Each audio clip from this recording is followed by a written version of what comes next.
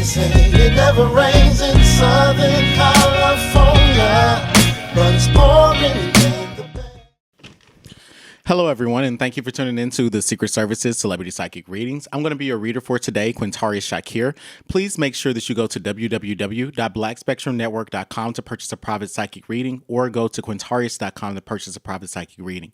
For more exclusive content that is not available on my YouTube channel, please go to patreon.com/Black Spectrum Network, where you can get the rest of this video and other exclusive videos on public figures such as Princess Diana, Emmett Till, and Sandra Bland. All right, so this video is to answer some of the questions that were left for me on my Patreon account in regards to ancestral worship. So the first thing that I want to say is this is not a crash course about ancestral worship. Much rather, I'm much more advanced in ancestral worship, and my knowledge of esoteric magic and religious history is incredibly advanced. The questions that I was asked were not that advanced, and I won't be going into much depth about some of these questions. So I'll try to answer them as thoroughly as possible. But with that said, I want to recommend a couple of resources to you all. So grab a pen and paper and write these resources down. The first is you can find answers specifically about ancestor, burning ancestor money. What are offerings? What types of offerings should you give? How to set up your ancestral altar. All of that is available on this YouTube channel. The YouTube channel is called S. Ali Myers. S.Ali and then Myers. Myers. I think it's Myers. I got this recommendation from my friend Danny Nicole. The second resource that is available to you, you can check out the Blog Talk Radio channel called Enlightenment Transformation. Or you can go to the YouTube channel called Enlightenment Transformation, where they have specific information about ancestral worship and working with the Orisha, whether you're initiated or not initiated. Finally, the third resource that you can use to learn more about constructing an ancestral altar is Iyanla Vanzant's Tapping the Power Within. That book has instructions on constructing an ancestral altar, and she also discusses the importance of why you put certain things on an altar and why you want to, and how you can use the altar to accelerate you on your life path. The fourth resource is available it's going to be a link in the description of this video. I found it incredibly helpful. So make sure that you check out that link and read through it, because it will give you an advanced way of understanding, an advanced understanding of ancestral worship. And it also teaches you a few cool techniques as well. So the first question that I'm going to answer is what do the ancestors do with ancestral money, and what happens when you burn it?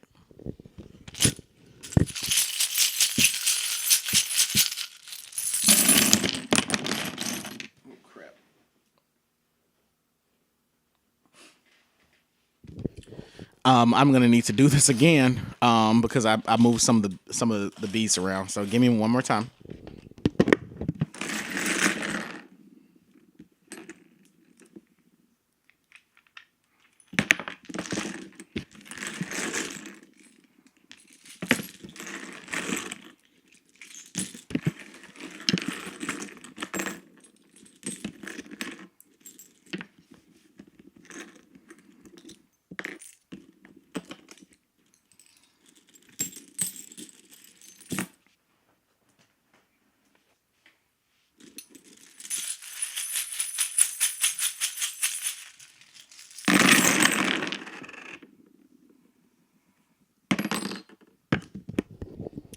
Okay, so what happens with ancestor money when you burn it? The first thing that I see is I get a closed cowrie over the food stamp coupon.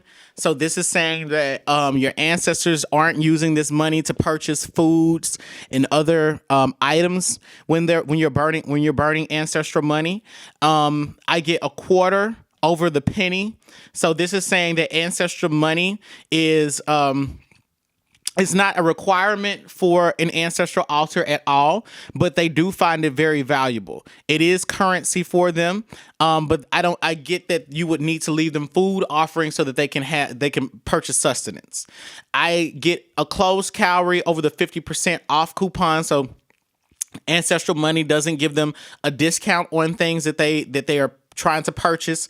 I get an open calorie over the cash register. So this is saying that the ancestors do use this money as a form of currency. So they use it to exchange things on the other side. And I think that you should burn the money. So that's what ancestral money is for. The rest of it is about burning the money. So should you choose to burn ancestral money, I get the elephant token over the curse. So this is saying that burning ancestral money protects you from any curses or magic that can be thrown against you. I get the witch token face down over the jinx. So this is saying again that you're going to be protected from jinxes and curses. I get the love token over the agungun, and this is saying that the ancestors love when you burn your ancestor money. I get the woman and the direction token over Jesus Christ, and this is saying that I guess that these, burning ancestral money will help to alleviate any burdens or sins that they have accumulated, or how they may have not appreciated the divine feminine. Burning ancestor money, for whatever reason, puts them in contact with more feminine energy. I get the mother, the intelligence token, the protection token over the Wi-Fi. So burning ancestral money it brings you spiritual protection, and it also increases your ability to divine information, because divination is a feminine principle, the ability to divine or use your intuition. So it will increase your intelligence and your intuition. I get the attachment token and a penny over the black plague. So this is saying that burning ancestral money helps to clear it not only helps to clear ancestral debts that are owed, but it also helps to break generational curses or generational attachments, but it seems like it's a petty amount because it's a penny over it. I get the romance token over the marionette doll. So this is saying that when you burn ancestral money, they love it. And burning ancestral money means that they're more enticed to do things for you and on your behalf.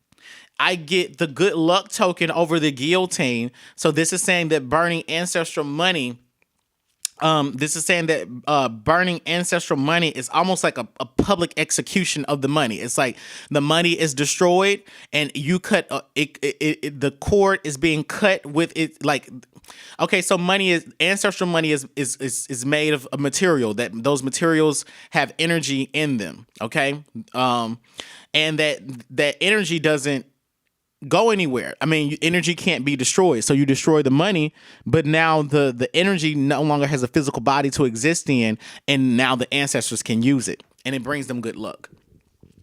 I get the courage token over the unity tile, and this is saying that burning ancestral money helps your ancestors to unify. So I know someone asked the question about having weak ancestors, and we'll get into that in a second. And so this means that it's like it's essentially kind of like when poor people get a refund check, and then they're like, oh, I'm gonna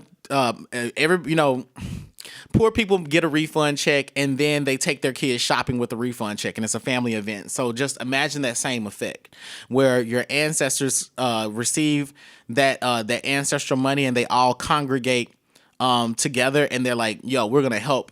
Thank you for this money. We're going to help whoever burned this money for us on our behalf.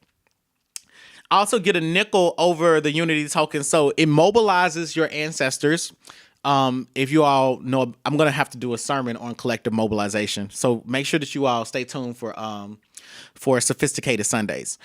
So With that being said, I get the nickel over the unity token, so it only immobilizes them to a moderate amount, not to a high degree, but a moderate amount. So, with that being said, you are going to need to do prayer and meditation, talk to your ancestors, but burning ancestral money does help you. It is not, it doesn't help you in the long run, but they value it, and you need all of your efforts need to be used to make your spells more powerful. I get a closed calorie over the stork.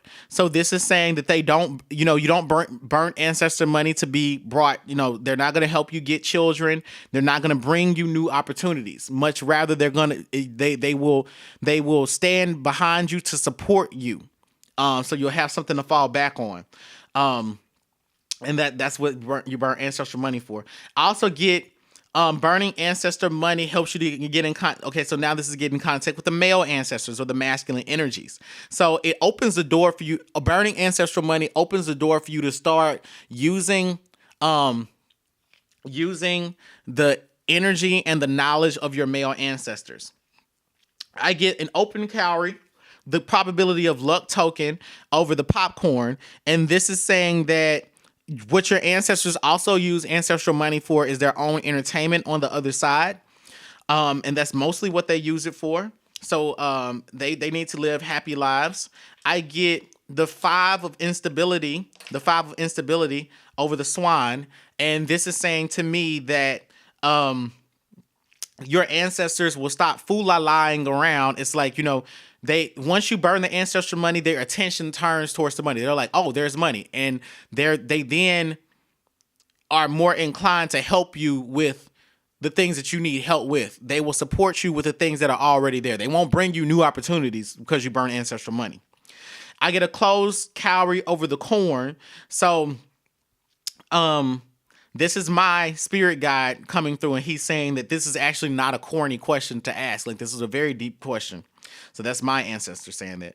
I get the ancestors cup token over the teacup. So for whoever answered this question, the spirit that walks with me, he feels like this is a great question to ask. I get the marriage token in an open calorie over the wine glass.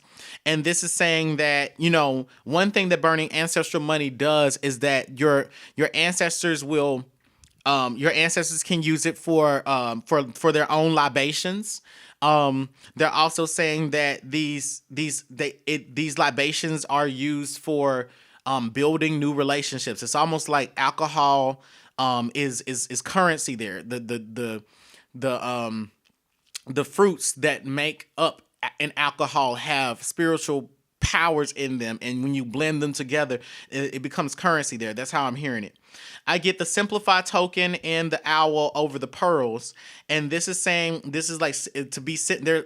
My ancestor's coming through, and he's like, to be very simple and honest with you. The wisest answer that I have for what burning ancestral, the wisest and most simple answer that I have what burning ancestral money does for you is that your ancestors start to invest into you. They then start to invest into you. You've invested into them. You burn the money. They then invest into whatever it is that you have. Again, they're not going to invest into a new opportunity. They're only going to invest into the opportunities that are already there to support you as you go about your life. Okay, so I'm going to clean this up. Give me 1 second, and then I'm going to answer some more questions.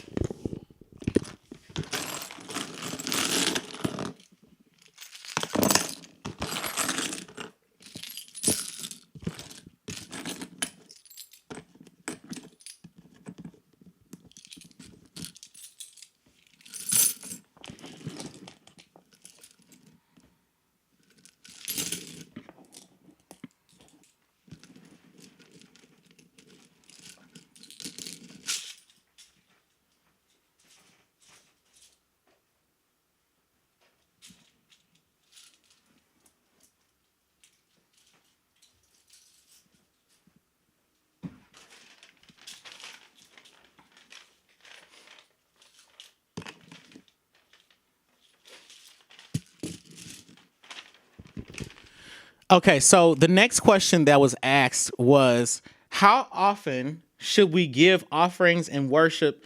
How often should we give offerings at our ancestral altars? How often should we worship at our ancestral altars? Now, Personally, my belief is that you should give an offering to your ancestors at least once per week, on a weekly basis. I believe that day should be the Day of the Dead, a Saturday. I also believe and according to my religion, Saturday is also the day that I'm supposed to be giving offerings, just specifically for me anyway. But Saturday is the Day of the Dead. And that's the day that you should give your offerings and relight your candles. Now, worshiping at your altars and worship, I don't do much worship, to be honest with you. I praise the spirit, but I don't really worship them. Just for me and my theology, I serve the spirit.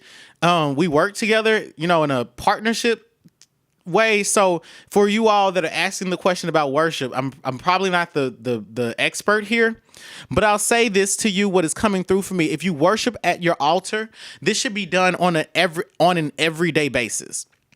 Because if you have spirits that are walking with you that require worship, you need to worship them 24/7, because those spirits are always going to walk with you. They're always going to be with you, to making sure that you're protected and that you have and that you have provision in life. So as far as how often you should give the offerings, I say once a week. Now, I also believe that you can be more sophisticated in your offerings and give like a penny a day. Like, I'm going to give a penny a day every day. And then when I get those 7 pennies, I'm then going to leave them at the graveyard as a way to leave my ancestral burdens, at the cemetery, or, so that they or that's ancestor money that you're charging up. I don't know. Maybe you leave a different crystal at your altar every day, but you should design that ritual for yourself. But I suggest at least once per week. And if you're going to worship at your ancestral altar, I believe that if you start whatever the relationship I believe the energy you start a relationship with is the energy that you need to maintain it. So if you have to work with that spirit or those ancestors via worship, then continue worshiping them. But I think it should be done 24/7, all day, every day. The next question is, how are the ancestors ranked in the afterlife, and is there a hierarchy? Hold on one second.